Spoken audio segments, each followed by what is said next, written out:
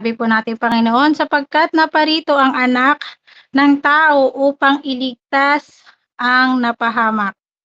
Ano sa palagay ninyo ang gagawin ng isang taong may 100 tupa kung mawala ang isa sa mga iyon? Hindi ba't iniiwan niya ang 99 na nasa bundok upang hanapin ang naligaw? Tandaan ninyo, kapag ito'y kanyang natagpuan, higit niyang ikagagalak ang isang ito kaysa 99 hindi naligaw. Gayon din naman hindi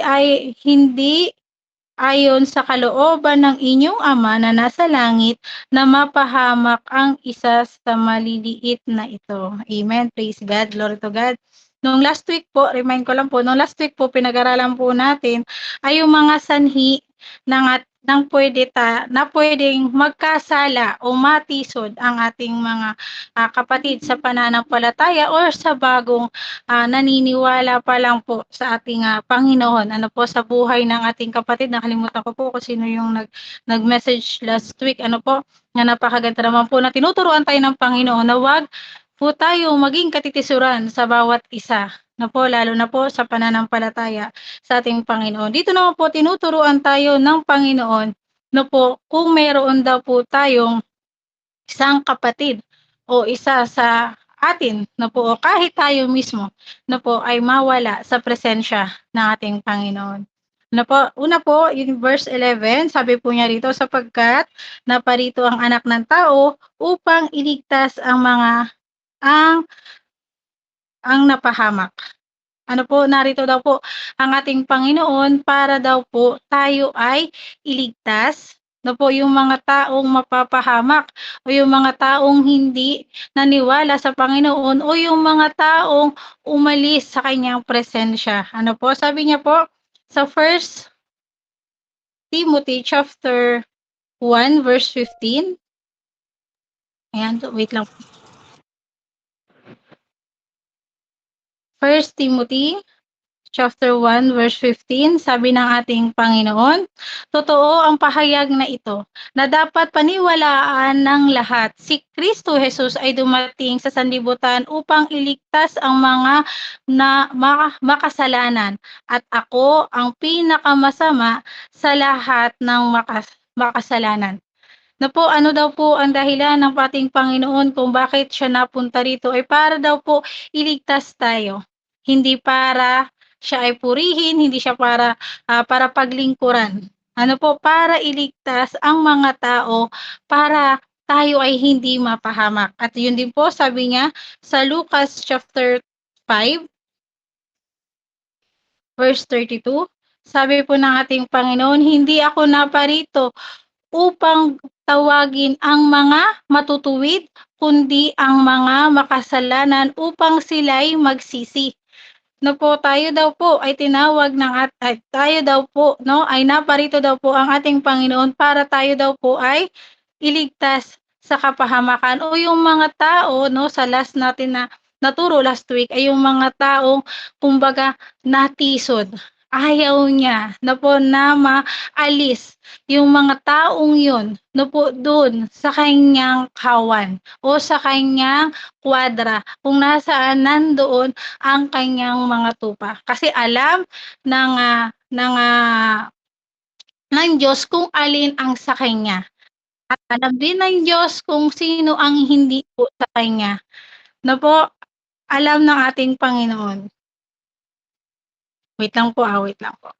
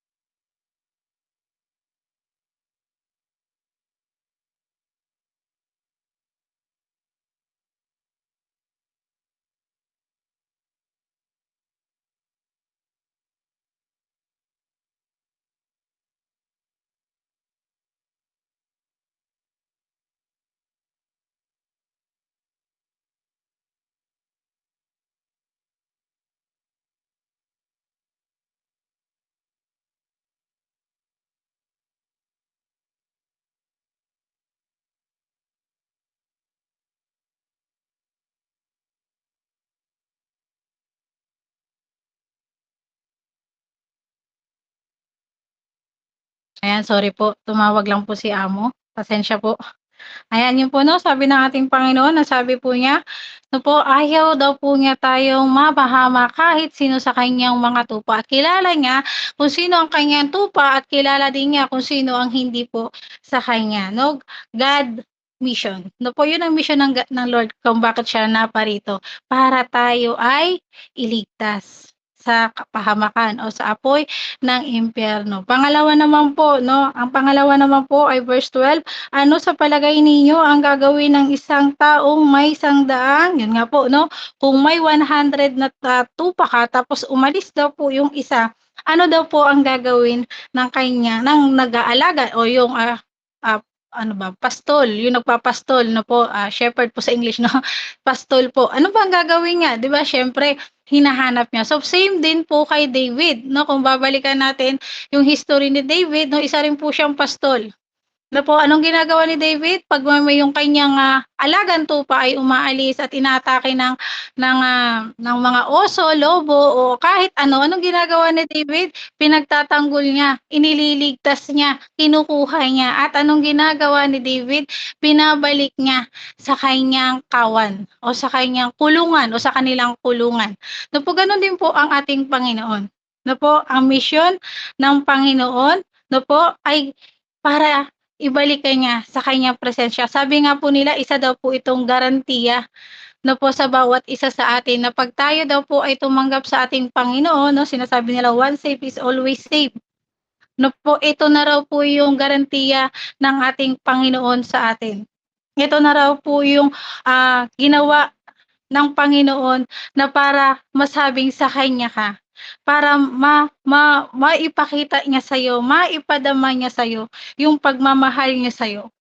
Nga anak, kung magkasala ka man, kung ano man yung gagawin mo, nandito ako, ililigtas kita, 'no, kung magtu-turning back ka man dahil sa nakita mo o may natisod ka or ano man na dahilan kung bakit kasi minsan sa ating mga Kristiyano kaya tayo minsan natitisod 'no, dahil siguro, nakarinig ka or may nagsabi sa'yo or may nakita ka, 'no po. Or minsan naman po sa nararamdaman natin kung bakit tayo nagtu-turning back, "Ako ba'y karapat-dapat pa ba sa Lord kasi nagkasala ako? Ako pa ba ay tama sa paglakad ko? Ayon pa ba sa kalooban ko, Lord? Mahina ako, Lord. Hindi ko ako karapat-dapat." Minsan kino-question natin 'yun, eh, kasi 'yun yung pinapasok, ini-input sa atin ni Satan 'pag tayo ay nasa Panginoon na. Sabi nga, 'pag the way na lumalalim tayo sa Panginoon, ay gano'n din tayo sinusubukan ni Satan na masilo, 'no, makuha sa presensya ng Panginoon at iimputan ka niya ng kung ano-anong hindi magandang bagay. 'Di ba nga sabi si Satan ay ano, ama ng kasinungalingan, 'no, ama ng kasinungalingan si Satan, 'no. Lahat ng paninira ay gagawin niya para hindi ka manampalataya, maniwala sa ating Panginoon. 'No po, 'yun ang gustong sabihin ng Lord na po sa atin, na kukunin ka niya 'no, kagaya ng kay David 'no, kahit saan ka pang magpunta, hahanapin ka niya kasi tumanggap ka na sa kanya at yung pagtanggap mo sa kanya ay naroon na yun sa kanya. Ay ito si Juana, ito tumanggap 'to, oo, walang Kristiyano na hindi nagkakasala. Walang Christian na hindi nagkakasala.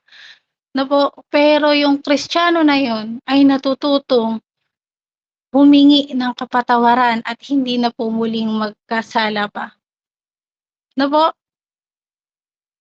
yun po yung gustong sabihin ng Panginoon. No, kahit magkasala man tayo ng ilang beses, ang gusto ng Panginoon natututo kang bumalik. Hinahanap ka niya. Kasi 'pag ako sa totoo lang po 'no, hindi naman perfect na po, nagkakasala po ako. Yes, nagkakasala ako minsan sensitive ako, minsan emotional ako, minsan konting salita lang talagang dinidibdib ko 'yan, yung mga ganyan ako, eh. Pero sabi nga sa akin hindi ka magiging matured Christian, hindi ka magma-matured Christian kung 'yan pa rin yung laging ilalagay mo sa isip mo. Kailangan nagma-matured ka na, kailangan hindi na 'yan yung nasa pag-iisip mo.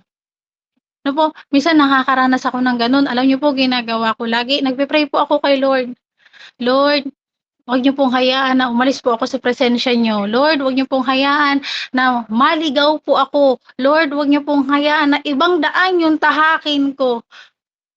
Kasi meron tayong Holy Spirit na laging maggagabay sa atin, magko-convict sa atin.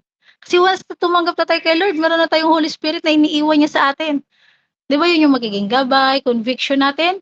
Yun din yung magiging way ni Lord, kumbaga yun yung tracking trace niya para mahanap ka niya 'no, kung sa Google 'no, kung sa Waze, siya yung Waze, siya yung magiging signal mo para makita ka ulit ni Lord. Hindi man 'no po, hindi man sa salita niya pero sa the way sa pang-araw-araw mo, social media, makikita mo may verse na magpa-pop up sa wall mo, alam ni Jeremiah 29:11, alam ni God ang plano niya para sa'yo, para hindi sa ikasasama mo. Uy, oo nga, tinatawag na talaga ako ni Lord, ta's ibabalewalain mo lang, ta's ayan na naman, magpapakita na naman siya sa'yo sa mga preachings na maririnig mo sa wall mo, 'no, sa church niyo, maririnig mo, oh, 'di ba? Kaya magbabalik talaga si Lord, makikita at ma-identify ka talaga ni Lord na hindi sa akin ka na kasi tumanggap ka na't kilala kita, pinili kita, 'no po? Gano'n ang gusto ng Lord sa atin kaya iniiwan niya 'no, yung 99 'no, na matibay sa pananampalataya. Po, praise God. Sa pangatlo naman po, sabi niya, "Tandaan ninyo kapag ito'y kanyang natagpuan, higit niyang ikagagalak ang isang ito kaysa sa siyam na hindi naligaw." Ano daw po 'yun? 'Yun daw po yung God's love sa atin, ano po? God's love niya po sa atin. Yung makita ka niyang ulit bumabalik. Alam niyo po yung alibughang anak? Na po, sa prodigal son, na po, yung anak niya dun, na po, alam naman po natin yung kuwentong yun, 'di ba? Yung anak, ano yung nangyari sa anak? Sabi niya, "Ako'y nagkasala sa Diyos at sa aking ama." Una po sa Diyos, 'di ba, ina-admit niya na siya ay makasalanan at sinurrender niya na siya ay nagkasala. Anong ginawa niya? "Ako'y babalik na lang sa aking ama kahit ako'y hindi na niya ituring na anak, kahit alipin na lang, okey na sa'kin yun," sabi niya. Pero hindi, anong ginawa ng ama? Patakbo siyang niyakap, 'no, patakbo siyang niyakap, binuksan ang kanyang mga palad, ang kanyang bisig para yakapin yung kanyang anak. Gano'n ang pagmamahal sa atin ng ating Panginoon. Ano po, gano'n niya ikinagagalak ang lahat. Ang sabi niya sa kanyang mga katulong, "Magmadali, bihisan niyo siya." Sabi niya po 'di ba, "Bihisan niyo siya ng bagong damit, ikabit ang singsing, palitan ng sandalyas at magkatay ng pinakamatabang tupa. At tayo'y magsasaya." Bakit? Kasi itong anak ko na 'to ay namatay na ngunit nabuhay ng muli. 'Di ba sabi na nga ng tatay niya, 'no po, kinagagalak niya na magbalik muli ang kanyang anak. Sa atin naman po, sa ating mga lingkod, ano po sa ating mga lingkod, ang gusto ng ating Panginoon na tayo po ay maging encouragement sa mga kapatiran nating nanghihina, sa mga kapatiran nating nalulungkot, sa mga kapatiran nating dumaranas ng pagsubok, sa mga kapatiran nating parang pakiramdam nila hindi sila karapat-dapat. Dapat alam niyo yun, chini-cheer natin sila, "Hindi sis, hindi yan totoo, mahal ka ng Diyos, mahal na mahal ka ng Diyos." 'Di ba? I-encourage natin sila 'no, kunyari dito sa gawain ano po, merong kapatid 'no, na talaga naman, 10 years na hindi pa nabalik 'no, kamustahin natin, "Sis, kamusta ka na? Kamusta yung ano mo?" 'Di ba, kunyari 'no, "Sis, kamusta ka na? Ano ba yung puwede kong ipag-pray sa'yo?" 'No, ano yung puwede kong ipag-pray sa'yo? Ano yung puwede kong ipanalangin sa'yo? Nasaang sitwasyon ka ba? 'No, she-share-an mo siya ng Bible verses, ito yung sinabi ng Panginoon, mahal ka ng Panginoon, 'no? Mahal ka ng Panginoon, sabi niya. Kasi bakit anak ka niya? Kasi alam niya o alam natin kung ano yung identification natin sa ating Panginoon. No, kung meron tayong kapatid kamustahin natin siya, "Kapatid halika, attend tayo 'no." Araw-araw natin share-an ng Bible, sendan natin ng Bible verse yung kapatid natin yun. Hindi man niya masabi ngayon yung nararamdaman niya, pero nandun na yung part na napapalakas mo siya sa mga salita ng Panginoon. Sendan mo ng mga preaching ng church niyo, mga live streaming ng church niyo, send natin 'no? Batiin natin ng pinagpalang umaga, blessed daisies, kamusta ka na? Ganyan. Na po ang gusto ng Panginoon na ikaw at ako ay ma-encourage natin siya na bumalik sa Panginoon. Kasi pa-turning back na siya, babalik na lang siya sa kasalanan, babalik na lang siya sa kamalian. Kasi 'pag nakakaranas siya ng hindi maganda, hindi maayos 'no, na panahon o sirkumstansa ng buhay niya, 'no po, yung mission ng Lord ay iligtas ka. Ang mission naman po natin na binibigay ng Lord sa atin ngayon bilang isa po tayong mananampalataya, bilang isa tayong kawan na pinagsama-sama ng ating Panginoon ay palakasin yung isang taong nanghihina. Sa 100 na ay sa 99 na yun, imposibleng hindi isang tupa dun ang magpalakas sa kapatid niya. Imposible naman na sa Bible verse sa Bible na sa salita ng Panginoon ay walang aplikasyon yun sa 99 na tupa. 'Di ba meron 'yun, palalakasin mo. Ano pang gagawin mo? 'No, kung meron ka man, ano po, ipot, tulong, hindi malaki, hindi maliit, pero nasa puso, iaabot mo, "Sis ito, kahit pambili ng ganito." 'No po, nandoon yung pagla-love na kasi naramdaman natin yung love ni Lord, gano'n din yung ipapadama natin sa kapatid natin na 'yun. Kasi 'yun yung gusto ni Lord, na gawin nating misyon.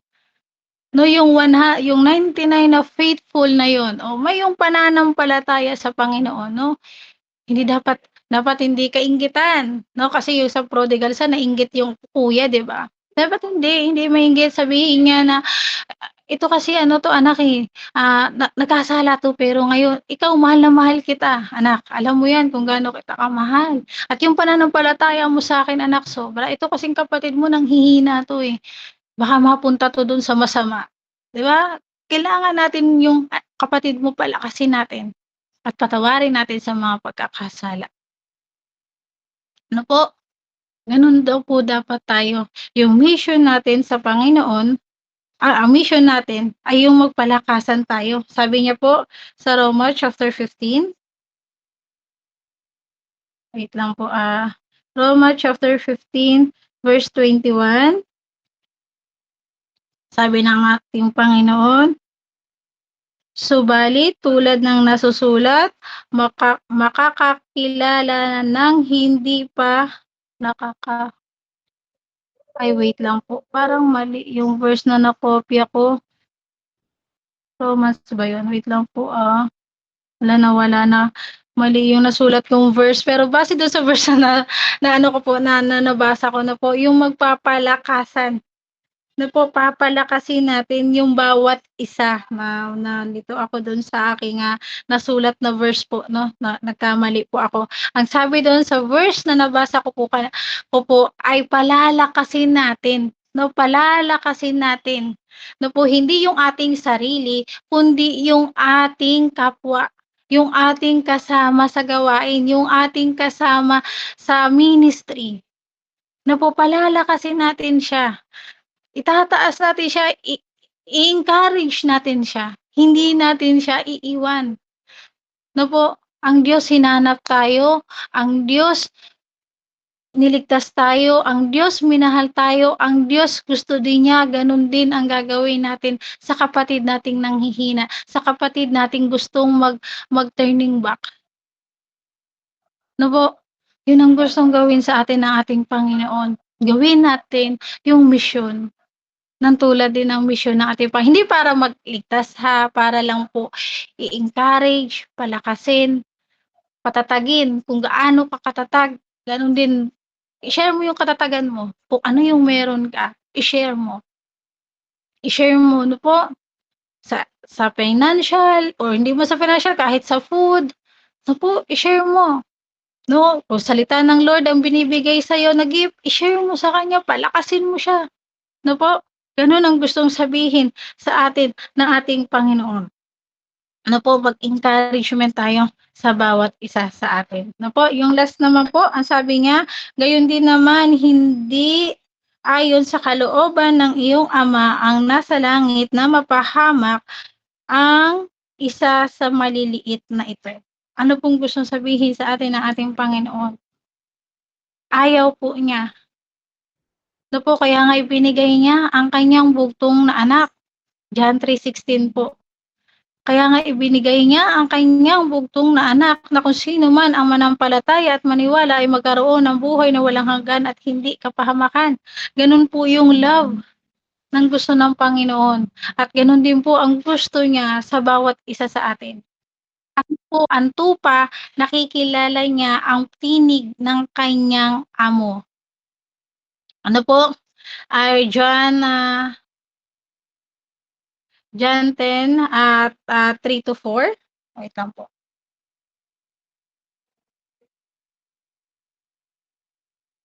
John 10, 3 to 4.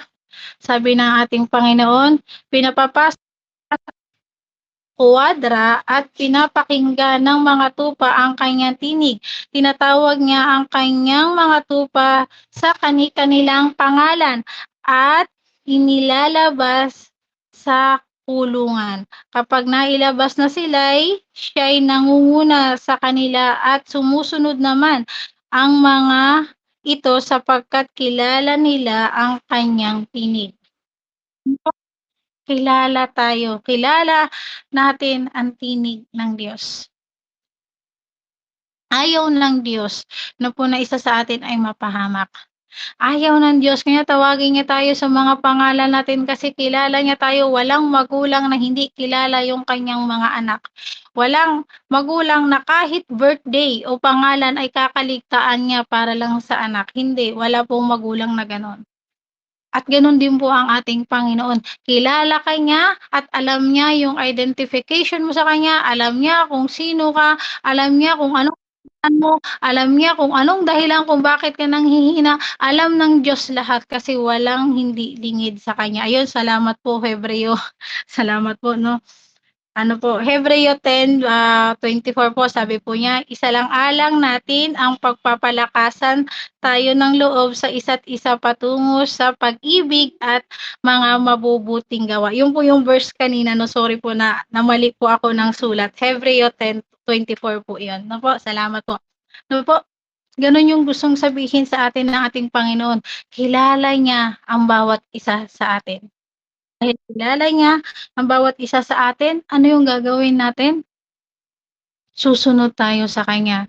Kahit malayo ka pa, kahit gubat pa yung pupuntahan mo, sisigaw yan sa kagubatan, tatawagin ang pangalan mo. Sa gitna ng kaguluhang nararamdaman mo, pagsubok na meron ka, panghihina meron ka, nakikita mong katitisuran, tatawagin at tatawagin at tatawagin ka ng Panginoon para ibalik. At gano'n po tayo sa isa't isa. Tatawagin at tatawagin po natin ang bawat isa. Ano po at ako po ay nabi-bless na po sa Blessed Devotion ano po, ah, ang mga kapatiran po dun ay nakaka-bless, ano po sobra po silang nakaka-bless. Ah, hindi man po kami expert o ako man po hindi man po ako expert, ano po, pero hindi hindi hindi nabi-bless po ako kasi alam niyo po yun, kahit sa papaanong paraan po nakakapagpapalakas tayo ng kapatiran. Kahit sa kabila ng nararanasan nating pagsubok na meron din tayong pagsubok, napapalakas din natin yung mga kapatiran nating nanghihina. Hindi hindi natin ano yun, hindi hindi yun maanuhan, eh, ng kahit ano, na minsan na alam mo yun, salamat sa buhay mo, sa Panginoon, sa buhay mo na ginagamit ka. Hindi hindi po nagtataas 'no, si Lord lang. No, nabi-bless lang po ako sa Blessed Devotion na sobra po yung mga kapatiran dun na nakaka-bless. Kahit ako man po 'no, ako rin po ay may nilalapitan sa panahong ako din po ay nanghihina. O minsan nga po 'Pag nananahimik na ako na yung mismong kinakausap nila, "Anong nangyayari sa'yo? Bakit ka ganyan? Anong sitwasyon mo? Anong nangyayari sa'yo? Bakit ganyan?" Tinatanong nila ako. Kasi gano'n yung mga magkakapatid sa pananampalataya. Kinakargo, kinakarga, nag-aakayan sa ang bawat isa. Hindi ano bang tawag dun, mental crab ba tawag dun, 'no, yung naghahatakan pababa. Na po, hindi nagiging kahinaan sa bawat isa, nagiging kalakasan ng bawat isa. Yung mga advice, yung mga turo sa Blessed Devotion, talagang alam niyo po yun, nakaka-bless sila, nakaka-bless po sila. Kasi, ah, nandun yung pagmamahalan sa bawat isa at sa bawat grupo nandun ang pagmamahalan, pag-aakayan sa bawat nararamdaman ng bawat isa. Kung sino may karamdaman, ipapanalangin. Sino ang may pangangailangan, dadamayan. Sino ang may kailangan, tutulungan. Sino ang nanghihina, bubuhusan ng kalakasan. Kasi nandoon na tinuturo sa bawat isa sa atin na tayo ay magdamayan, magmahalan, 'no po? Katulad ng sinabi niya sa Hebreo 10 chapter 24, 'no po? Isalang-alang natin ang magpakalakasan tayo ng loob sa isa't isa patungo sa pag-ibig at mga mabubuting gawa. Ano po, ang linaw ng salita ng Panginoon at ito po, kaya po tayo ay nahahanap ng ating Panginoon papalit sa kaniyang pulungan, sa kanilang ano bang tawag dun, kwadra o kawan, 'no po. Kaya tayo naibabalik muli at kung tayo man po muli ay maibalik sa gawain ng Panginoon o sa ministry ng Panginoon, ano po, kumapit po tayo sa ating Panginoon at huwag na pong bibitaw. No po, gamitin natin kung ano yung social media, Women of God, Blessed Devotions, morning devotions, 'no? Gamitin natin yun, punuin natin, 'no? Punuin natin yung ating sarili, 'no, sa mga presensya ng mga kapatid natin sa pananampalataya. Huwag na po doon na bumabalik tayo sa kasamaan, kasi yun po ay ayaw ng Panginoon at ayaw niya rin naman po mangyari sa atin na magbalik tayo sa kasamaan. Dahil ang gusto ng Panginoon na tayo po ay kaniyang makasama sa buhay na walang hanggan. Nakasama po natin siya. Ano po, kaya praise God, salamat po sa paalalang ito na tayo ay hahanapin at hahanapin at hahanapin ng ating Panginoon. Ita-track niya po ang bawat isa sa atin para makabalik po tayo sa bawat isa at ang bawat isa na na nakabalik ang isang kapatid ay magdiriwang kagaya ng mga anghel sa langit na once na may nakatanggap ng kaligtasan ay nagdiriwang, isang taong nailigtas at gayon din po sa atin. Na po merong Diyos na nagdiriwang. No po, naalala ko lang din po 'no, nakalimutan ko po, yung isang babae na nawala yung kanyang pera, na po anong ginawa niya, hinanap niya yung perang yun, 'di ba, yung hinanap niya yung kusing na lang na meron siya hinanap niya at anong ginawa niya, sabi niya, "Magdiwang tayo at nakita ko yung pera ko." Na po gano'n din po tayo, hinahanap at hinahanap at hinahanap tayo ng Panginoon kasi mahal na mahal na mahal tayo ng Panginoon at ayaw niyang mawala tayo sa kaniyang presensya, sa kaniyang yakap, sa kaniyang pagmamahal sa buhay ng bawat isa sa atin. Amen po, praise God po. Sa ating Panginoon. Ama namin, lumikha ng langit at lupa, Panginoon naming lahat, Ama, salamat po sa inyong salita. Salamat po, Ama, na kayo po ang maitaas, maparangalan at mapuri, Ama. Salamat po, Ama, sa buhay ng aking mga kapatid na narito na kami po, Ama, ay magpapalakasan, Ama, papalakasin nila ang nanghihina. Ako man po o kung sino man po ang may pinagdadaanan sa amin ay palakasin niyo nga po kami sa tulong ng aking mga kapatid na narito, Ama. Ama, kayo po ang manguna sa kanila, Ama, at yung intensyon nilang palakasin kami ay ayon po sa inyong puso at sa inyong kalooban, Ama. Kung ako po'y nanghihina, Ama, salamat po sa kanilang mga salita na ako po'y kanilang palalakasin at kayo sa pangunguna po nila, Ama. Salamat po, Ama, sa salita ninyo, Ama, na kami ay inyong hahanapin saan man kami magpunta. Kung kami man po, Ama, ay nanghihina, may pagsubok na hindi kinakaya, binibigyan ng kasinungalingan ng kaaway upang hindi magpatuloy sa iyo, Ama. Sa kabila ng aming mga pinagdaraanan, ikaw pa rin po, Ama, ang mangunguna, Ama, upang kami ay i-guide pabalik sa iyong kulungan, Ama, sa inyong kawan, Ama.